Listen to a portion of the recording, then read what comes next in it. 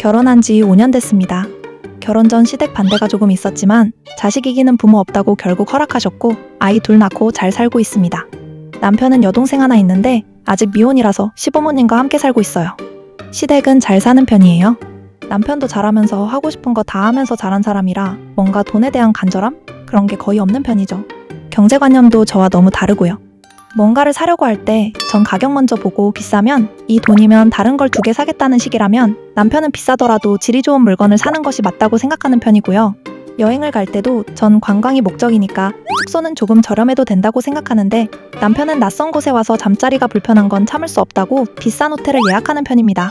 사실 호텔에 쓸 돈이면 좋은 음식이나 쇼핑 한 번 더 즐길 수 있는 돈인데 말이죠. 소비 관점이 너무 다르긴 하지만 둘 다 쓸데없는데 돈 안 쓰고 절약하는 건 비슷한 점 같아요.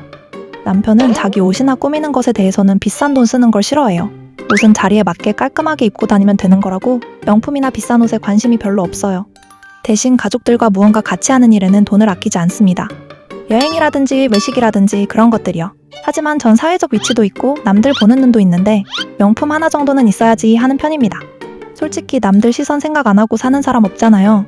다행히 남편은 그런 거 관심 없어도 제가 사는 건 별말 안 하는 사람이라 둘 사이에 문제는 없어요. 작년 겨울에 아버님 칠순을 맞아 가족 해외여행을 다녀왔습니다. 남편이 계획한 일이었기에 숙소부터 모든 걸 다 저희가 준비했고요. 남편이 예약한 숙소를 보니 겨울 성수기라서 그런 것도 있는데 너무 비싸더라고요. 그리고 방을 3개를 예약했길래 왜 3개씩이나 예약했냐고 했죠. 우리 가족 쓰고 부모님 그리고 동생 이렇게 3개 맞잖아. 아가씨는 부모님이랑 쓰면 돼. 따로 할 필요 있어? 여행인데 무슨 부모님하고 방을 같이 쓰라고 하냐? 부모님 편히 쉬고 동생은 따로 쉬어야지. 우리는 애들이 어리니까 같은 방을 쓰는 게 맞지만 예슬이는 아니지.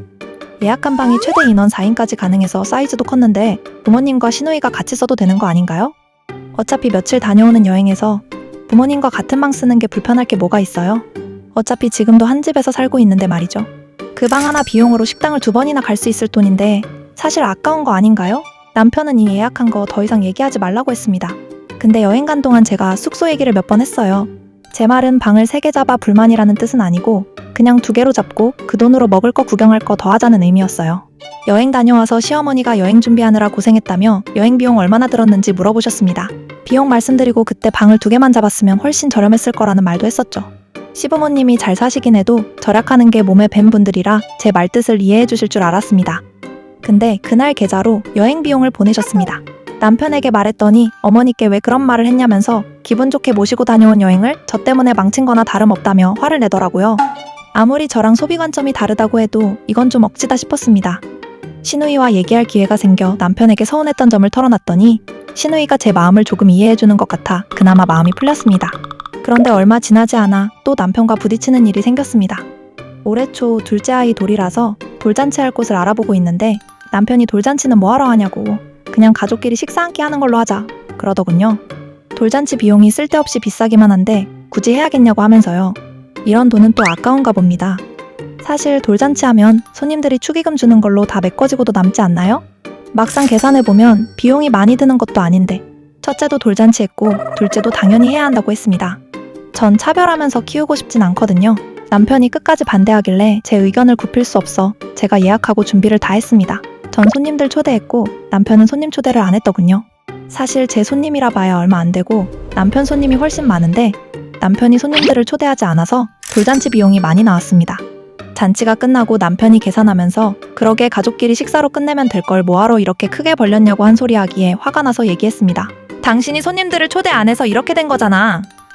당신 손님들 왔으면 오늘 이렇게 우리가 생돈 결제할 일 있었겠어? 넌 돌잔치로 장사하냐? 첫애 때 와서 축하해줬으면 됐지. 둘째 돌잔치까지 또 오라고 하는 사람이 요새 어딨어. 그것도 쉬는 휴일에 애생일 보러 오라고 하면 당신 안 귀찮아? 전 부르면 갈 건데요. 다들 하는 돌잔치 첫애는 하고 둘째는 안 한다는 법이 어디 있나요? 남편 말을 전혀 이해할 수도 없고 기분도 상해 시누이에게 하소연했습니다. 시누이는 별말 없이 듣고 있다가 그래서 비용이 얼마나 들었냐고 묻더라고요. 돈이 중요한 건 아니지만 그래도 생각보다 지출이 컸기에 사실 손님들 축의금으로 다 메꿔질 줄 알았는데 남편 손님이 안 와서 그 돈을 다 지불한 셈이라고 했습니다. 시누이는 알았다고 하더니 본인이 따로 축의금 챙기려고 했다면서 돈을 보내더라고요. 생각보다 큰 돈이었습니다. 남편에게 이 얘기를 했더니 왜 이렇게 치사하게 구냐고 한마디 하더라고요. 애들 고모가 돌이라고 축의금 한 건데 대체 뭐가 치사한 거죠? 그리고 제가 시누이에게 돈 달라고 했나요? 본인이 축하한다고 준 거잖아요. 그러다 일이 터진 건 지난달입니다. 시부모님이 세를 주고 있던 아파트를 처분하려고 내놨는데 세입자가 매수하기로 했다고 하더라고요. 생각보다 빨리 팔려서 팔린 김에 남편하고 시누이에게 증여하실 생각인 것 같았습니다. 겸사겸사 주말 저녁에 밥 먹자 부르시길래 갔습니다. 이미 증여세 등 다 알아보고 말씀하시더라고요. 이참에 상가 건물도 처분할까 하신다고 하시는데 남편이 그걸 뭐하러 지금 처분해. 급하게 쓸 일도 없고 가지고 계시다가 나중에 천천히 알아보고 하세요. 시누이도 남편하고 똑같은 생각인가 보더라고요. 근데 전 조금 생각이 달랐거든요. 관리하기 어려워 그냥 일부 재산을 처분하시려는 거면 말 나왔을 때 하는 것도 나쁘지 않다고 생각했습니다. 그리고 미리 처분할 수 있을 때 처분에 증여하는 게 유산으로 받는 것보다 낫다는 말을 들었거든요. 사람인 일 어떻게 될지 모르고 갑자기 돌아가셔서 정신없이 재산 정리하는 것보다 하나씩 처분해서 자식들 주는 게 좋을 것 같다는 생각이 들어서요. 제 의견을 들으시곤 알았다 하시더라고요. 근데 그날 이후로 남편이 저랑 대화를 잘 안 하려고 하는 겁니다. 싸운 것도 아니고 둘 중 누가 잘못한 일도 없는데 자꾸 대화 자체를 피하니 답답하더라고요. 시누이에게 연락해 속상한 마음을 털어놨습니다. 남편이 왜 저러는 건지 도무지 모르겠다고요. 시누이는 그냥 제 말을 듣고만 있더니 오빠한테 한번 물어보겠다 하고 끊었습니다. 근데 그 후로 시누이와도 통화가 잘 되지 않았습니다. 말로는 바쁘다고 하는데 뭔가 제 연락을 피하는 눈치였어요.